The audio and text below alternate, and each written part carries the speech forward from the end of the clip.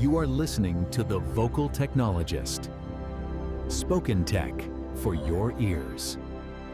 Welcome back, everyone. Today we're taking a look at some pretty wild developments in the cybersecurity world. Yeah, it's a packed landscape right now. Totally. We've got everything from, state-sponsored actors behaving badly, AI getting involved on both sides. New attack methods, and of course, how we defend against it all. Exactly.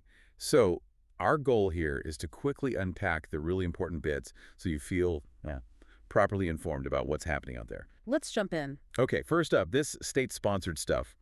It's pretty eye-opening. We're hearing about thousands of North Korean IT workers. Thousands. Wow. Yeah, using hundreds of fake identities, often stolen, apparently, to land remote jobs at Western companies. And this isn't just like freelance gigs. No, this seems like a coordinated effort. Sources say it's generating massive amounts of money for the regime, maybe $250 to $600 million a year. That's staggering. How are they pulling off the identity part? Get this. AI face-swapping tech for interviews, plus working from places where it's clearly not daytime during supposed U.S. work hours. Red flags everywhere if you look closely. And it's not just about money, right? There's strategic intelligence, too. Definitely. Which brings us to APT-36, the group linked to Pakistan, also known as Transparent Tribe. Yes, I've seen reports on them targeting India. That's right. Really sophisticated phishing against government entities there. They use typo-squatted domains, websites with names almost, right? Like mgovcloud.in. Clever. Easy to miss that typo. And they're even harvesting one-time passwords in real time to get past multi-factor authentication like Coverage. Ooh, bypassing MFA is a serious step up. And they're command and control. Hosted right on Pakistani servers.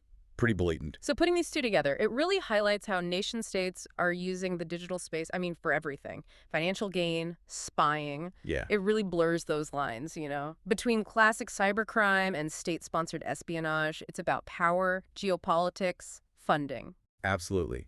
You need to watch both the tech side and the human element enabling it all. Precisely. Okay, so shifting gears a bit. AI, it's everywhere.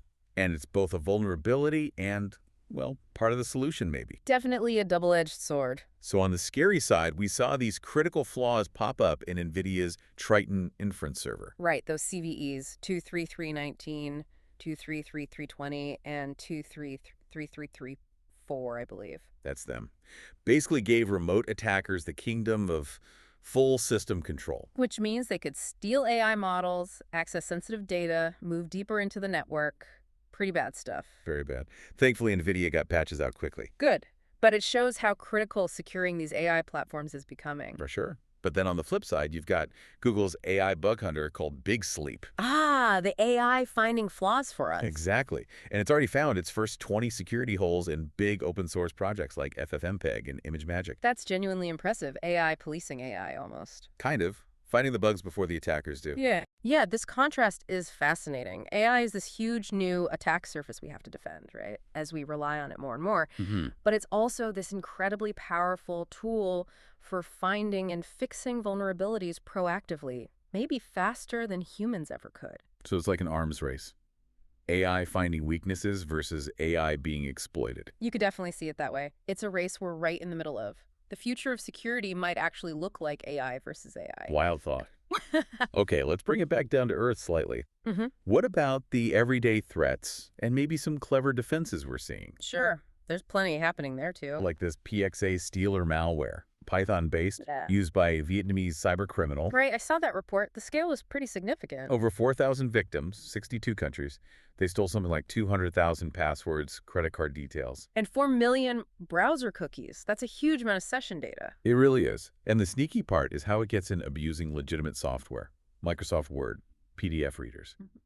Using them for side-loading attacks. Piggybacking on trust. A classic effective technique. Then there's this other, really quite ingenious attack method combining. Let me get this right. Login CSRF with browser disk cache manipulation. Oh yeah, that one's clever. Basically tricking you into logging into their dodgy account. Right. Then using a little browser history trick, like history.go -2, to basically rewind your browser sessions slightly and pull sensitive data you accessed earlier from your own legitimate sessions out of the disk cache. Whoa. So data you thought was gone is still hanging around in the cache? Potentially, yes. Which is why the defense is actually quite simple but crucial. What is it? Setting the cache control no store header on pages with sensitive information, tells the browser straight up, don't cache this stuff. Ah, okay. Simple but effective. Exactly. And these examples really show, attackers aren't always using 0 days. They often weaponize legitimate tools, subtle system behaviors. It's already there. Right. Making defense tricky. It means effective defense needs multiple layers. Understanding these abuses, yes, but also solid architecture like zero trust networking. Like that Redditor moving away from fragile SSH keys using Tailscale. Precisely. Making it easy for servers to securely join a network dynamically, even automatically, without complex key management. It limits that lateral movement attackers rely on. So it's a mix of smart architecture and those specific targeted fixes like the cache control header. Absolutely. You need both to really reduce risk. Wow. Okay, so we've covered a lot pretty quickly there. State actors, AI's dual nature, sneaky malware, clever exploits, smart defenses. It moves fast. It really does. And just staying aware, like you listening now, is honestly half the battle in this landscape. It really is key. And maybe something for you to think about. Go on. Given how attackers are using legitimate apps and subtle system things like that cache example, what's maybe one default setting or one totally normal app you use every single day that maybe deserves a closer look? Scrutinize the defaults, the everyday tools. Just something to ponder. That's a great thought to end on. Thank you so much for walking us through all that. My pleasure. And thank you, everyone, for tuning in. Stay curious, stay safe out there, and we'll catch you on the next Vocal Technologist Exploration. Spoken Tech for your ears.